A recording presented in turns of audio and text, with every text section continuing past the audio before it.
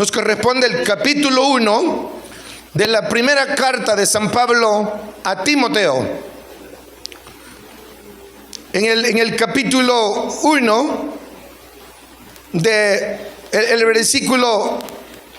versículo 1 al versículo 11 sería mi exposición. Saludo a Fausto Contreras. Me dice: pastor, yo lo conocí a usted bien cipote, bien joven. Y me dice: entre más viejo, me dice, más fuerte. Le digo: no creas, hermano, no creas. Ya los huesos duelen, hermanos. Dice la palabra. ¿Lo tienen todos, hermanos? Dice: Pablo, apóstol de Jesucristo, por mandato de Dios nuestro Salvador y del Señor Jesucristo, nuestra esperanza. A Timoteo, verdadero hijo en la fe, gracia, misericordia y paz de Dios nuestro Padre y de Cristo Jesús nuestro Señor. Como te rogué que te quedases en Éfeso cuando fui a Macedonia, para que mandases a alguno que no enseñen diferente doctrina, ni prestes atención a fábulas y a genealogías interminables que acarrean disputa, más bien que edificación de Dios que es por la fe. Así que te encargo ahora, pues el propósito de este mandamiento es el amor nacido de corazón limpio y de buena conciencia y de la fe no fingida, de las cuales cosas, desviándose algunos, se apartaron a vana palabrería, queriendo ser doctores de la ley. Pobrecito, ¿verdad? Sin entender ni lo que hablan ni lo que afirman. Pero sabemos que la ley es buena si uno la usa legítimamente, conociendo que la ley no fue dada para el justo, sino para los transgresores y desobedientes, para los impíos y pecadores, para los irreverentes y profanos, para los parricidas y matricidas, para los homicidas, para los fornicarios, para los sodomitas, para los secuestradores, para los mentirosos y perjuros, y para cuantos se opongan a la doctrina, según el glorioso evangelio bendito que a mí me ha sido encomendado. Bienvenidos al menú. Siéntense, hermanos. Sé que si alguien por ahí escuchó algo que pegó, no me culpe a mí, culpe al Espíritu Santo que inspiró a San Pablo. El Espíritu Santo es todo el responsable de escribir esto. Nosotros nada más lo que vamos a hacer es repetirlo y enseñarlo. El mandamiento de mantener la sana doctrina, todo el capítulo 1 de la primera carta a Timoteo. Recuerde que Timoteo es el destinario. Dice: la carta va dirigida al joven pastor llamado Timoteo, que probablemente en ese momento está pastoreando la iglesia en Éfeso. Pablo dice, y cuando el escritor se empeña aquí a escribir, es para que la iglesia tenga un panorama claro. Dios quiere que seamos coherentes, que seamos específicos y seamos claros. Cuando la iglesia recibe una palabra clara y coherente, la iglesia va feliz. Y creo que el propósito de Pablo era esto. La carta se escribió en el año 64 después de Cristo. Y cuando usted ve al apóstol Pablo aquí escribiendo, vean por favor el versículo 1, ahí empecemos a desglosar.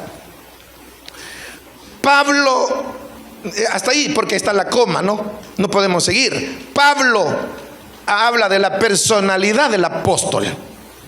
Habla de la personalidad del apóstol, que antes era Saulo, ahora es Pablo.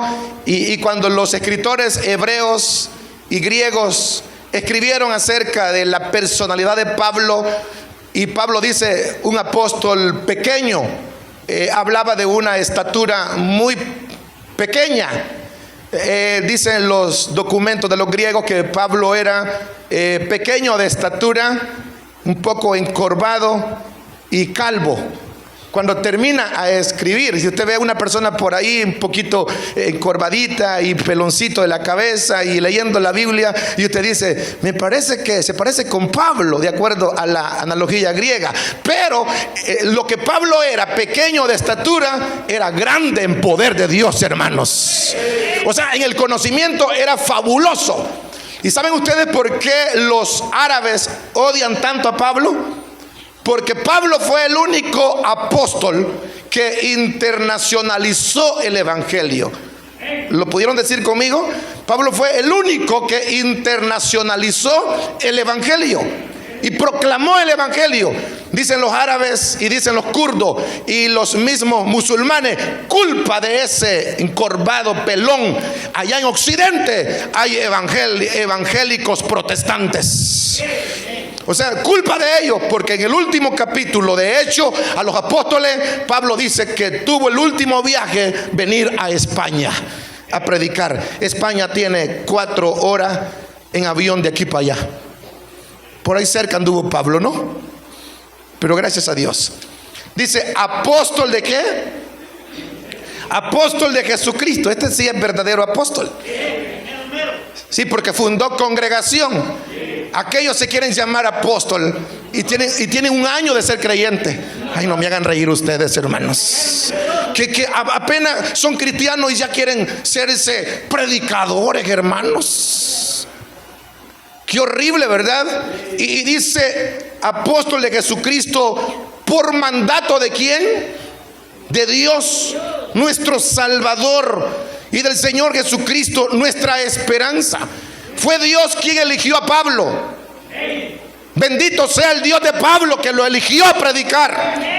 Y bendito sea el Dios de la Biblia que ha llamado hombre en este tiempo. Aunque no hay profeta, aunque no hay más apóstoles, pero hay don de profecía que cae en el corazón de los hombres para poder edificar a la iglesia. Hay rastros donde hombres de Dios se dejan usar por la palabra y nos edifican, hermanos queridos. Y entonces aquí dice el versículo 2, a Timoteo. Ese es el destinario, ¿verdad? Pablo escribe y el destinario es a Timoteo. O sea, usted recibió la carta. ¿Cuántos recibieron cartas? Dice, ¿el destinario para quién es? Para mi abuela, para mi hermano, para mi mamá. Entonces es el destinario. La carta no se la dirige Pablo a una iglesia. Pablo, por eso se llama carta pastoral, porque la carta se la dirige exclusivamente ¿a quién? Vaya, veamos el versículo 2. A Timoteo, verdadero hijo en la fe. Este engendro sí fue glorioso, hermanos. O sea, este hijo en la fe sí está maravilloso. Porque a veces engendramos hijos malos, perversos. Usted lucha con ellos, los doctrinamos, los bautizamos, aún hasta los casamos, y por último son nuestros enemigos. Qué malos, ¿verdad? Engendros. Ojalá que de nosotros salgan buenos engendros, hermanos. Pablo lo engendró a lo ganó para Cristo, lo discipuló y lo preparó, y ahora es un gran pastor. Veamos aquí, a Timoteo, verdadero hijo en la fe, gracias y misericordia de Dios nuestro Padre y de Cristo Jesús nuestro gran Salvador. Y aquí viene, y aquí Dios, viendo a Pablo, lo ve con un corazón sincero. Pablo ve a Timoteo con un corazón sincero. La Biblia dice que nuestro espíritu da testimonio a vuestro espíritu que somos hijos de Dios. Hay personas que usted los ve caminando por las calles, aún con la Biblia misma, y están torcidos. Están tan torcidos que usted no puede convencerlos. Y es aquí cuando dice el versículo 3, la recomendación. Ahora, veamos el versículo 3. No me cierre la Biblia porque si no usted no va a seguir la idea. ¿Cómo te rogué que te quedases en Éfeso? Parece que la preocupación de Pablo era que Timoteo se quedase en Éfeso y se quedase a cargo de la iglesia, porque el peligro era que habían hombres malos que iban a enseñar falsa doctrina. Y por eso nosotros predicamos de esta manera así. En un distrito somos 33 pastores. Solo un distrito son 33 pastores. Y son 14 distritos en todo El Salvador. Y entonces ya hay circuito que tiene hasta 10 iglesias, 6 iglesias. Y la preocupación de nosotros es que no se nos vaya a meter alguien a la congregación a enseñar falsas doctrinas. Tenemos miedo. La preocupación, por eso cada predicador que va a entrar a nuestra congregación es pasado por el distrito. O sea, ¿quién es? Fulano de tal. ¿De dónde viene? De tal iglesia. ¿Y de cuánto tiempo es cristiano? ¿Es predicador? No, que no sé, no podemos dejarlo de entrar. ¿Y de qué misión viene? No se sabe. Entonces nos va a meter veneno. Entonces no lo podemos dejar entrar, porque Pablo dice: te rogué que te quedases en Éfeso para que no enseñen falsa doctrina. No es fácil, ¿verdad? O sea, dice: pastor, venga, que agarre el micrófono y predique. Pero usted no lo conoce quién es. Los predicadores nuestros ya los llamó el Señor y ya están definidos, hermanos. Pero hay gente que usted lo ve ahora predicando, mañana lo ve vendiendo guaro. Hay individuos que usted los ve predicando en los buses y otro día andan con el cigarro. Y hay personas que usted los ve ahora en una congregación alabando a Dios y mañana se cambian de iglesia, como que el evangelio fuera carrusel de cambiarse de caballo a caballo. Señores, el evangelio que predicamos es serio, porque Dios es un Dios de respeto y Dios es un Dios de orden. Alguien dice amén con todo el corazón. Es un Dios de orden. Porque no podemos irnos así a... No, Pablo está enseñando. Veamos aquí. ¿Cómo te rogué que te quedases y cómo te debes de conducir en la casa del Señor? Por mandato de Dios. Y entonces Pablo dice que cómo te debes de conducir en la casa del Señor. Es la preocupación de Pablo. Usted ve en la primera carta, en el capítulo 3, sin duda alguna, el hermano siguiente predicador de la carta del número 3 va a explicar esto un poco. Pero dice Pablo en el capítulo 3 de 1 Timoteo, en el versículo 5, dice Pablo que cómo te debes de conducir en la casa de Dios. ¿Cómo te debes de conducir? Esto es determinante. El verdadero objetivo es que el hombre y la mujer de Dios saben y sepan bien cómo conducirse en la casa de Dios.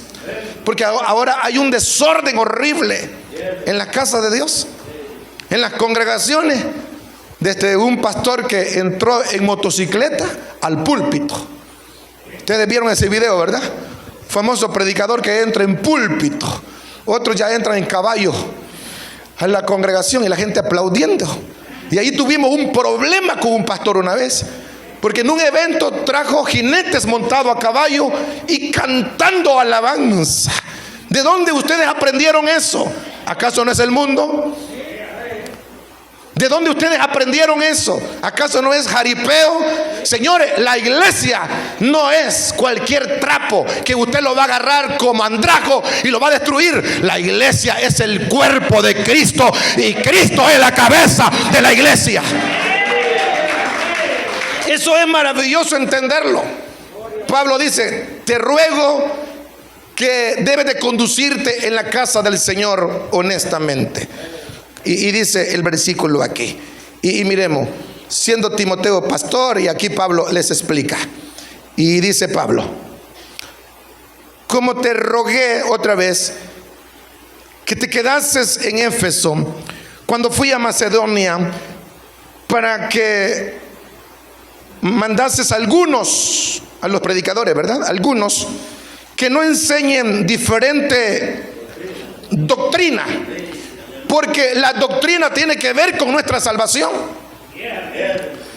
Entonces hay gente que confunde doctrina con acuerdos de iglesia. La doctrina tiene que ver con nuestra salvación. Porque si alguien dice, mire, ¿usted en qué iglesia se congrega? No, yo me congrego en una iglesia tal. ¿Y en qué nombre se bautizó? Me bauticé en el nombre del Padre, del Hijo. No, dice, eso está equivocado. El verdadero sentido es en el nombre de... Empiezan los unitarios, empiezan a confundirnos. Y después dicen, hay que guardar el sábado para salvarse. Hay que cargar la cruz, como dice Jesús. Hay que traer la Santa Cruz al púlpito. Porque, hermano, tenemos que tener mucho cuidado. ¿Saben por qué? Cuando hablamos de doctrina, tiene que ver con nuestra salvación. Y cuando alguien le dice, mire, y su mamá ya murió, sí se murió, y ella era cristiana, sí era media cristianosa, y se bautizó, no se bautizó, entonces usted se puede bautizar en nombre de su mamá. Ya es una herejía, hermanos. Ya es un problema de herejía, y es serio en las congregaciones. Y sin embargo, Pablo tiene miedo que en la iglesia de Éfeso se vaya a meter la doctrina de la reencarnación, la doctrina de la apostasía. Y le dice a Timoteo, al pastor, quédate, te voy a rogar que te quedes en Éfeso mientras yo voy a Macedonia, para que le digas a los predicadores que están allí, que prediquen la sana doctrina y no se salgan de la palabra de Dios. Eso es maravilloso, hermanos, entenderlos, es estupendo. Y aquí viene el versículo 4. Y aquí dice, ni prestes atención a fábulas y a genealogías interminables. Fábulas y genealogía interminables son instrumentos donde se argumentan tratando de, hermanos, destruir la sana doctrina. Las fábulas. ¿Cuántos predicadores en los púlpitos se pasan todo el mensaje contando fábulas? Entreteniendo al pueblo, entreteniendo a la misma iglesia. Hermano, de cuentos viejos estamos hasta aquí.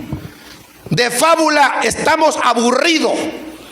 De escuchar chistes estamos cansados. De escuchar cuentecitos de vieja estoy cansado. Lo que la iglesia del siglo XXI necesita es escuchar la sólida palabra de Dios. Sí. Y el día que usted no escuche un menú fuerte, usted dice, faltó sabor, faltó palabra allí. Porque estamos acostumbrados a un menú fuerte. Estamos acostumbrados a una comida sólida. Y el día que alguien venga a distraerte, usted dice, no es de los nuestros. Y sí es de los nuestros, pero hay que educarlo. Amén, hermanos. Ni prestes atención a fábulas y a genealogías interminables. No termina, hermanos. No termina. ¿A quién no le gusta escuchar las historias griegas? ¿A quién no le gusta escuchar obras, literatura? Si eso es bonito escucharlo, pero ¿salva eso? Vaya, le voy a contar un chiste. Dice, le pregunta a este, ¿edifica eso? Cuando ya los pastores no hayan cómo entretener la iglesia y ve que la iglesia se duerme, otros están aguestezando, otros están queriendo irse viendo el reloj, entonces dice el pastor, algo está faltando aquí. Entonces la gente hay que entretenerla, entonces le pagan a un payaso cristiano entre comillas para que cante alabanza, y viene el payaso y la gente pasó todo el culto ja, ja, ja, ja. Hermano, eso es lo que Pablo trataba de evitar. Porque el evangelio es serio. ¿Cuánta gente me está tirando alguna piedrecita ahí? Bienvenido, hermanos, bienvenido. Pero el evangelio se predica con seriedad y honestidad y responsabilidad. Alguien de un poderoso aplauso a Dios por la sana doctrina. Ni prestes atención. Como Pablo se lo encarga a Timoteo, así también Dios se lo encarga a los ministros de hoy, a no enseñar falsas doctrinas. Los falsos maestros siempre estarán en medio de la iglesia y traen confusión a las ovejas. Fíjense que las falsas enseñanzas se han levantado de la iglesia. ¿De dónde ustedes creen que se han levantado los apóstatas de la iglesia? ¿De dónde ustedes creen que han salido los falsos predicadores? De nosotros. O sea, de nosotros salieron. ¿De dónde creen ustedes que hay falsos maestros? Salieron de nosotros. Y es ahí donde Pablo trata de explicarnos. En el versículo 5.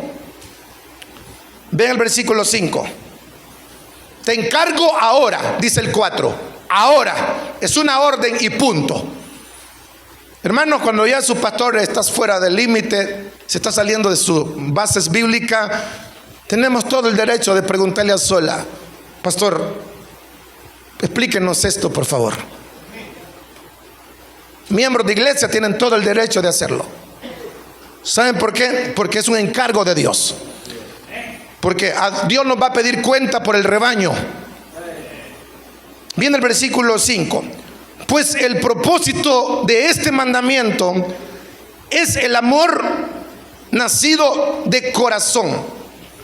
Entonces, el versículo 5, Pablo dice que se debe de enseñar fielmente la palabra y que seamos transparentes en el espíritu, que seamos sanos y que seamos natural en enseñar. O sea, no enseñemos con truco, ni tampoco enseñemos con astucia. Eso es malo ante Dios. Pues el propósito de este mandamiento es el amor nacido de corazón. O sea, hemos encontrado predicadores de otros países que vienen patrocinados, traen sus propios camarógrafos, traen sus propios auxiliares, ayudantes, hermanos, guardaespaldas. Entonces, y ellos procuran usar el noxi, el poder mental. Te ven a los ojos y empiezan a decirte: dice Dios que usted está en pecado. Y empieza a sacarte. Usan el noxi, el poder mental. Eso se llama truco. Eso es pecado ante Dios, caballeros. Y dice el Señor que aquí hay una persona que me tiene que dar $1,000. Y si no me lo da, dice el Señor que ahorita mismo lo vamos a desenmascarar y va a vivir en maldición. Claro, ¿y quién va a querer vivir en maldición? Nadie. Ahí va la pobre oveja y viene el púlpito y la despelucaron toda, hermanos. Sí, es así.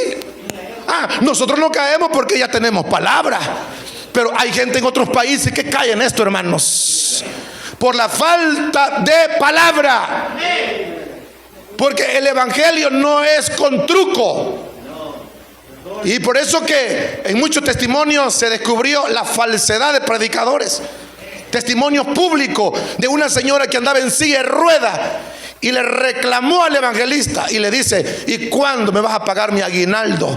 Yo he andado contigo en todas las campañas cargando esa silla de ruedas. O sea, le pagaban a la viejita para que anduviera la silla de ruedas, para que todos vieran que él hacía milagro. El problema es que en Chile, en Uruguay, en Paraguay y allá en Jamaica, en Puerto Rico, era la misma viejita que se levantaba. Y los periodistas empezaron a descubrir, hermano. Entonces ella tuvo que soltar la sopa. Y aquí dice Pablo que la salvación y el ministerio no va con truco. Y si Dios te quiere sanar, te va a sanar sin que yo ore por usted. Y si Dios va a hacer un milagro, lo va a hacer, porque Dios es ayer, ahora y siempre. El Dios que tenemos es un Dios fuerte y misericordioso. Pero no hay truco. Ya mucha gente humilde ha sido sana por una sencilla oración. Y otros que ni oran, hermanos. Y así Dios tiene misericordia y nos sanas. ¿Cuántos están bendecidos, hermanos? Y si no oran, si orasen, ¿se imaginan? Pues el propósito de este mandamiento es el amor no fingido. Porque los falsos predicadores usan una tremenda lisonja. Si saben que es lisonja, ¿verdad? La apariencia. Hermano, ¿usted es cristiano? ¿Usted es evangélico? Sí. Ay, qué linda, hermana, maravillosa. Deme un abrazo. Soñé con usted anoche que yo le entregaba un ramo de flores, hermana. Así, mire, el Señor dice que usted me va a sembrar en mí $500. Entonces la gente le cree al profeta, ¿no? Eso se llama lisonja. ¿Y usted qué sabe si es verdad que ese mentiroso tiene a Dios? Por su fruto los conoceréis. Claro que sí. Pablo tiene miedo que se enseñe truco en la iglesia. Versículo 6. Y dice el versículo 6: de las cuales cosas, desviándose algunos, se apartaron a vana palabrería. El falso maestro usa una fuente de palabrería que no edifica, solo te distrae. Como ellos estudian psicología, estudian bastante el libro, entonces ellos usan bastante palabrerías. Y en toda esa palabrería, le parece cuando usted era católico, ¿verdad? Y hace más de 50 años las misas eran en latín. Y ustedes iban a la misa y le dice: ¿cómo estuvo la misa? Bonita. ¿Y qué aprendió? Nada, si el cura hablaba en latín. Güere, güere, güere, güere, güere. ¿Qué le iba a entender? Ahora ya por orden hablan español. Y por eso que mucha gente se ha salido de allí. Y otros, como han leído la Biblia, han tenido que buscar el evangelio verdadero. Es maravilloso, ¿no? Y Pablo dice eso. Se traduce discusiones. Vean el versículo 6. De las cuales cosas, desviándose, o sea, se desviaron, empezaron bien y terminaron mal. Algunos se apartaron a vana palabrería. ¿Qué es eso, palabrería vana? Pláticas estéril, pláticas infructíferas. Hermano, hay conversaciones que no tienen ningún producto. Eso es gastar saliva por gusto. Y hay predicaciones que no tienen ni un principio ni un fin. Uno no entiende qué es lo que quiso decir el famoso evangelista. No lo entienden. Entonces, y todo lo que pasa en el mundo lo asocian con la escatología. Y es el error de nosotros los cristianos, escuchar a un escatólogo. Vino la pandemia, dice: ya el Señor me lo había revelado. ¿Por qué no lo dijo ese semejante cabezón antes? El Señor me lo había revelado, dice. Ah, qué bonito, ¿verdad?